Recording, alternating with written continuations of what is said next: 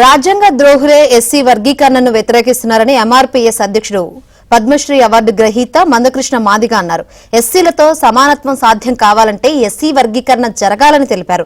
రంగారెడ్డి జిల్లా మహేశ్వరంలో వేల గొంతులు లక్షల డప్పుల సన్నాహక ప్రదర్శనలో ఆయన పాల్గొన్నారు.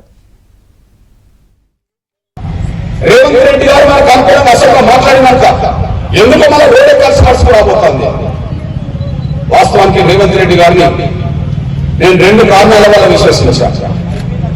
అయితే నేను విశ్వసించినట్టుగా ఆయన పని జరుగుతుందా అంటే కాంగ్రెస్ లో ఉండబడే మానవ ఒత్తిడి మేరకు ఆయన ముందడుగు వేయకుండా కొంత జాప్యం చేస్తున్నాడు. అది సాక్ష్యం చెప్పడమే నా ఉద్దేశం. మీ అన్నగా చెప్తున్నా చూడండి. రేవంత్ రెడ్డి గారు అసెంబ్లీలో మాట్లాడింది ఆగస్టు 1వ తారీఖు. 4 నెలల 27 రోజులు ఇవ్వాలి. 4 నెలల 27 రోజులు. సమానత్వం సాధ్యం కావాలంటే ఎస్సీ వర్గీకరణ జరగాలని తెలిపారు. రంగారెడ్డి జిల్లా మహేశ్వరంలో వేల గొంతులు లక్షల డప్పుల సన్నాహక ప్రదర్శనలో ఆయన పాల్గొన్నారు. రేవంత్ రెడ్డి గారు మన కాన్ఫరెన్స్ అసెంబ్లీలో మాట్లాడినాక ఎందుకు మన వేరే కలిసి నడుచుకోబోతోంది.